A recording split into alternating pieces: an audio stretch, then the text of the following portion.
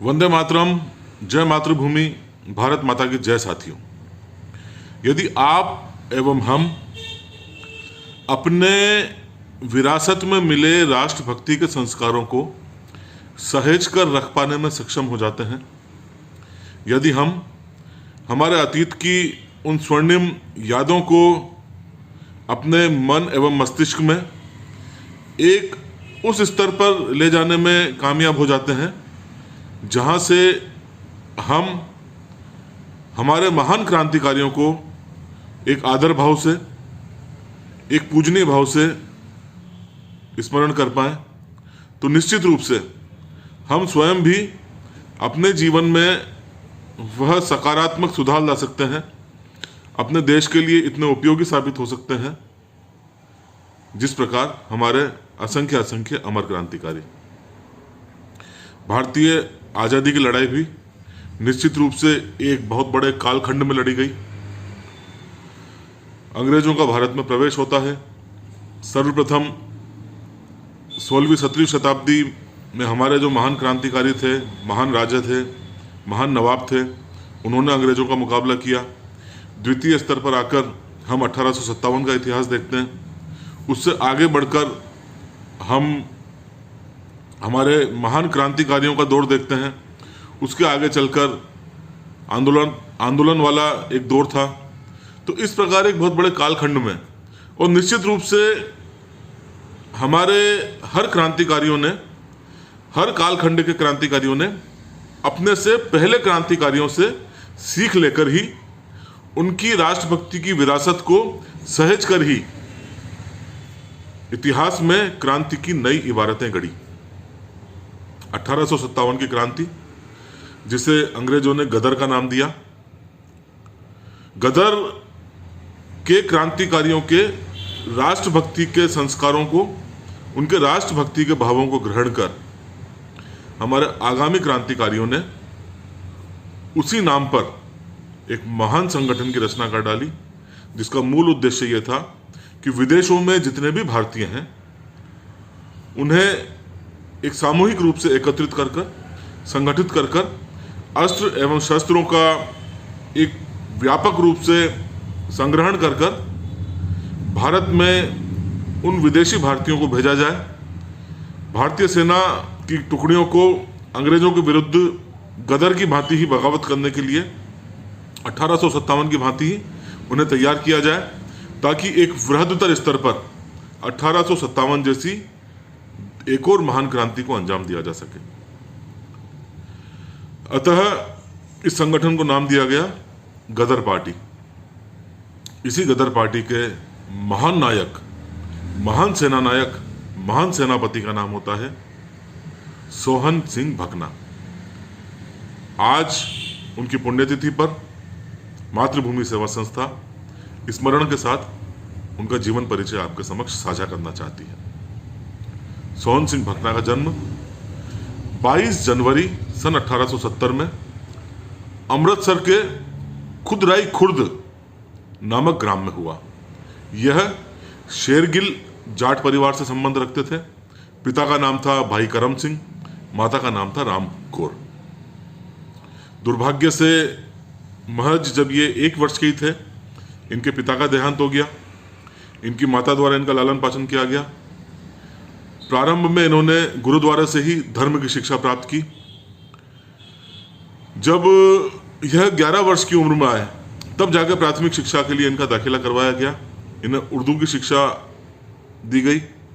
कुछ समय बाद ही ये उर्दू एवं पारसी में बहुत ज़्यादा पारंगत हो गए। बहुत ही अल्प आयु में इनका विवाह कर दिया गया। लाहौर के पास ही एक जमींदार परिवार था, श्री कुशल सिंह जी का, उनकी पुत्री के साथ इनका विवाह करवा दिया गया। साथ साथ शिक्षा चलती रही।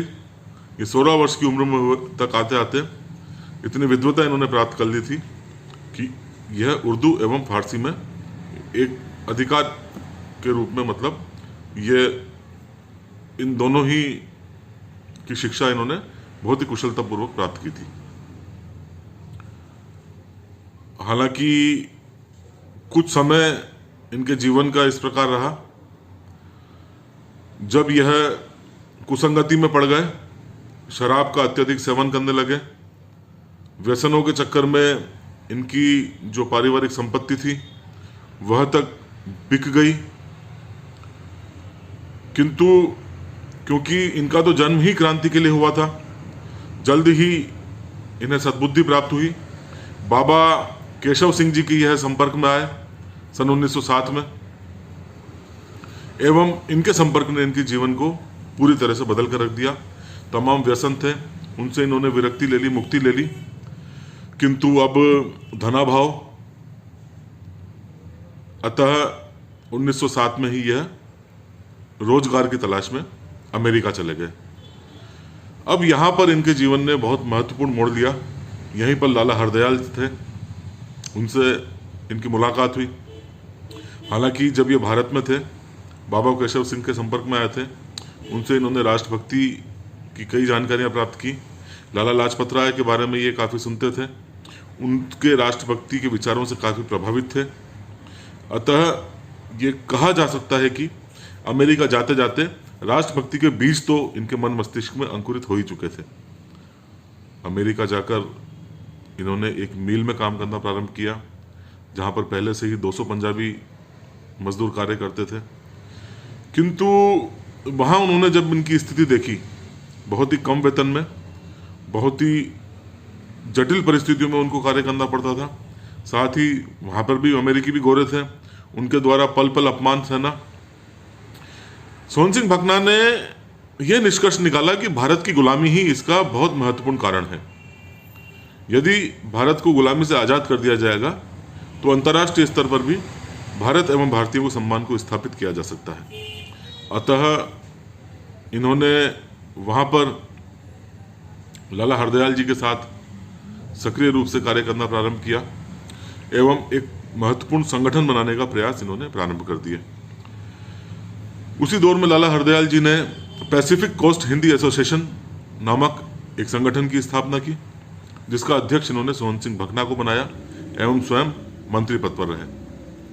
अब इसका उद्देश्य क्या था?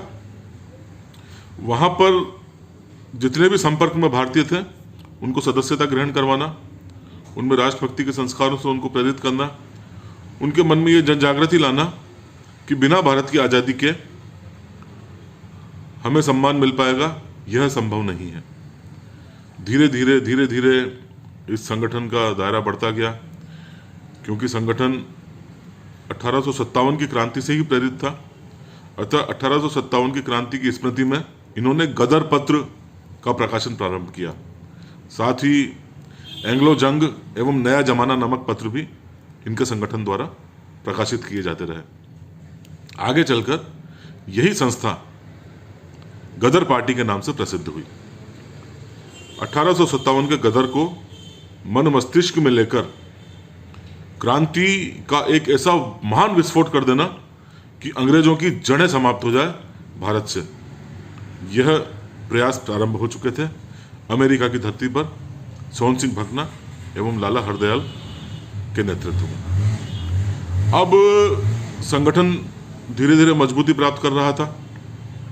अस्त्र शस्त्र एकत्रीकरण का कार्य जोरों पर था एवं सबसे ज्यादा महत्वपूर्ण जो प्रयास किए गए, अधिक से अधिक भारतीयों को एकत्रित कर कर उन्हें एक योद्धा के रूप में भारत भेजा जाना।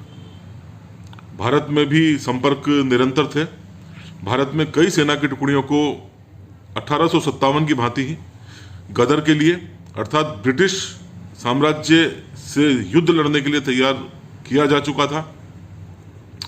इन्हीं घटनाओं में कामागाटा मारू घटना भी महत्वपूर्ण है, क्योंकि जब भारतीयों को एक जहाज विशेष से लाया जा रहा था तो कुछ गद्दारों ने मुखबिरी की एवं अंग्रेजों को पहले ही सूचित कर दिया। तो जब यह जहाज कलकत्ता पहुंचा 13 अक्टूबर सन 1914 को, तो सोहन सिंह भकना एवं उनके साथियों को गिरफ्तार कर लिया गया। कलकत्ता से गिरफ्तार करके इन्हें लाहौर भेजा गया। लाहौर में इनके ऊपर मुकदमा चला, जिसे प्रथम लाहौर षड्यंत्र केस के नाम से जाना जाता है। निश्चित रूप से क्रांति के इतिहास में यह केस बहुत ज़्यादा प्रसिद्ध आगे चलकर हुआ। अब जब इन पर मुकदमा चला तो इन्हें आजीवन कारावास दिया गया एवं अंडमान निकोबार काला पानी की सजा के लिए भेज दिया गया। वहां से इन्हें कोयम्बटूर की जेल में भी डाला गया। कुछ समय ये भगदा, जहां पर महात्मा गांधी भी जेल में थे, वहां रहे। उस जेल के बाद इन्हें लाहौर जेल में भेज दिया गया। अंग्रेजों की पूरी रणनीति, अंग्रेजों का पूरा लक्ष्य यह था कि जेल में ही सड़ा सड़ा कर इन्हें मार दिया जाए। लेकिन ये एक क्रांतिकारी थे। जेल में इन्होंने अनशन प्रारंभ कर दिया एवं अनशन के फलस्वरूप इनकी तबीयत बहुत ज़्यादा खराब हो गई। अतः 16 वर्ष की जेल के बाद इन्हें रिहा कर दिया गया। रिहाई के बाद भी ये क्रांतिकारी चुप नहीं बैठा। कम्युनिस्ट पार्टी के अंतर्गत इन्होंने संघर्ष जारी रखा, मजदूरों के लिए लड़ना, क्योंकि इनका जीवन ही मजदूरों के संघर्ष के साथ प्रारंभ हुआ था, क्रांति का जीवन। तो अभी भी उन्होंने वही संघर्ष जारी रखे। द्वितीय विश्व युद्ध में क्योंकि ये सक्रिय तो थे ही सही, इन्हें पुनः गिरफ्तार कर लिया गया। अब दौर था एक युवा क्रांति की चिंगारी वृद्धावस्था की ओर अग्रसित थी। सोहन सिंह भकना ने अपने ही गांव में अपना अंतिम जीवन बिताया, कुतराई खुर्द में, एवं 20 दिसंबर सन 1968 अर्थात आज ही के दिन इन्होंने अंतिम श्वास ली। महान क्रांतिकारी, महान सेनानायक, भारतीय आज़ादी की लड़ाई के सोहन सिंह भकना इतिहास में स्वयं को अमर कर गए, सिर्फ इसीलिए क्योंकि उन्होंने 1857 के क्रांतिकारियों की राष्ट्रभक्ति की विरासत को अपने हृदय में सहेजा एवं न केवल सहेजा, उन्हीं की भांति एक बड़ा संगठन तैयार कर देशभक्ति के लिए स्वयं को पूर्ण एवं संपूर्ण रूप से समर्पित कर दिया। अब प्रश्न यह है कि जब सोहन सिंह भकना जैसे क्रांतिकारी अपने क्रांतिकारी पूर्वजों की विरासत को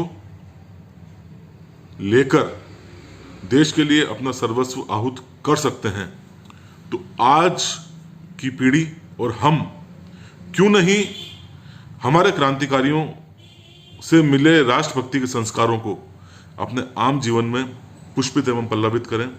एवं भले ही आज देश गुलाम नहीं है, लेकिन कई ऐसी गुलामी की बेड़ियां हैं जो आज हमें वैमनस्यता के रूप में, सामाजिक कुरीतियों के रूप में, अशिक्षा के रूप में, बेरोजगारी के रूप में दिखाई देती हैं।